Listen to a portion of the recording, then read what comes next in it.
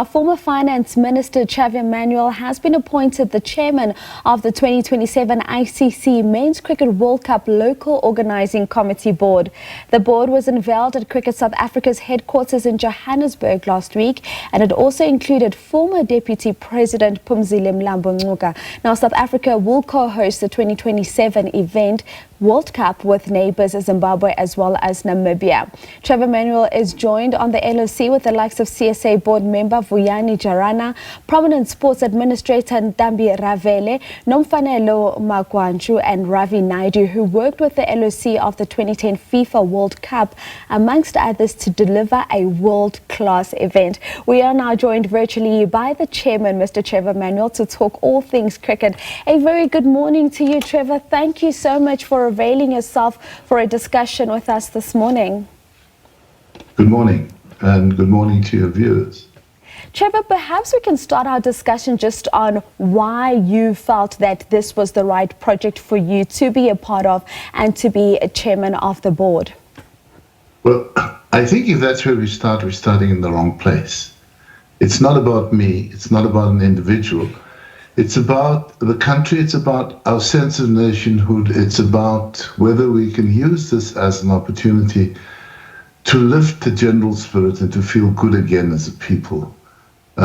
There's so much focus on what is not working, and this might just be the opportunity where South Africans can start talking to each other, and joined in a common project with a common vision, a determination to demonstrate to the world what we're capable of.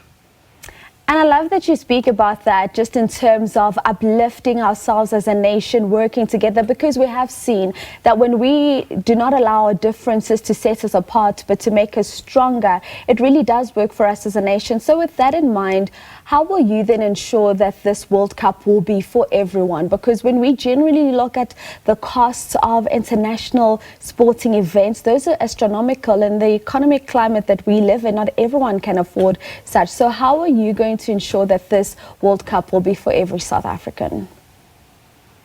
Well, I think it's by encouraging Cricket South Africa to do the things that they're doing in large spades and ensure that everybody can benefit. If I think of what CSA does through something like the KFC junior cricket, mini cricket. Mini cricket, and I think of the number of young people involved and how they introduced to cricket, and the fact that so few people in South Africa actually know about it, because people like yourself don't actually tell people about these great things. If you want high performance sport, then it's important that you build an amateur base. So what we do in amateur cricket, I think, is as important, because it creates that sense of it's ours, by the children participating in KFC mini cricket, by their parents and the communities that they come from. Also, we need to encourage a lot more junior cricket. Now, it's a very difficult sport because even the shortest form of the junior game takes half a day.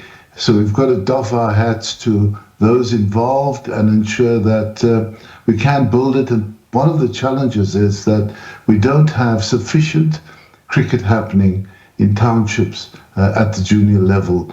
So the bulk of our cricketers still come from schools of privilege, because that's where the investment is made. That's what we need to start changing. It's not the responsibility of the local organizing committee. We've got a mandate to deliver a world-class event in 2027, but it's in order to get there that we need to be talking across all of South Africa and building a greater sense of nationhood and participation.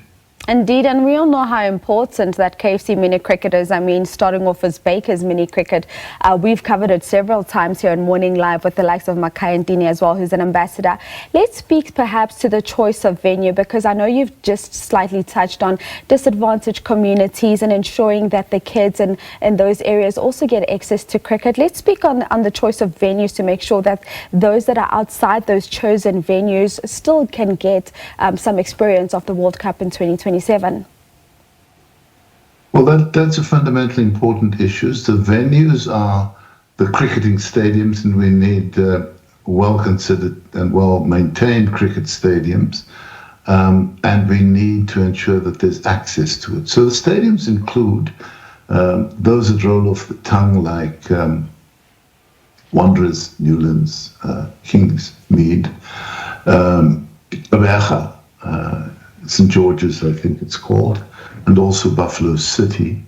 We have a stadium in Bloemfontein available, and then we'll also be taking games to Windhoek, where a new stadium is just being opened next week, and we'll be taking games to Harare and Bulawayo.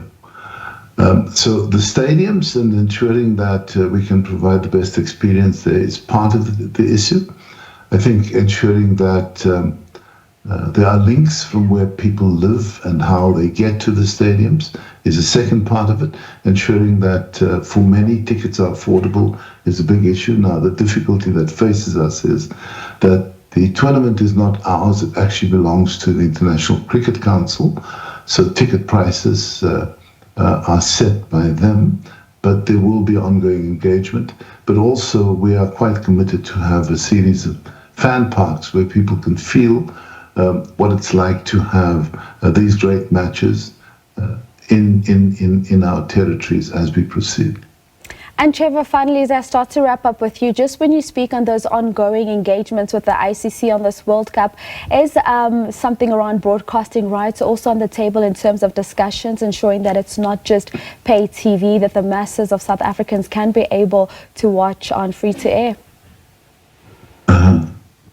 What I generally say, that's above my pay grade. CSA has negotiated an agreement with the ICC for the privilege to host the World Cup 2027. Part of that agreement includes broadcast rights, and you know that it's a very lucrative part of a sport that has the second largest number of interested parties, certainly viewers and participants, primarily in the Indian subcontinent.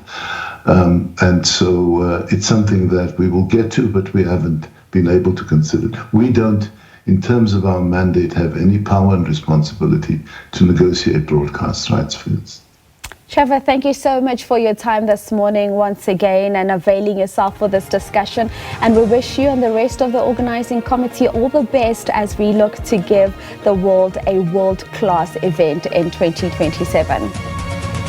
Thank you.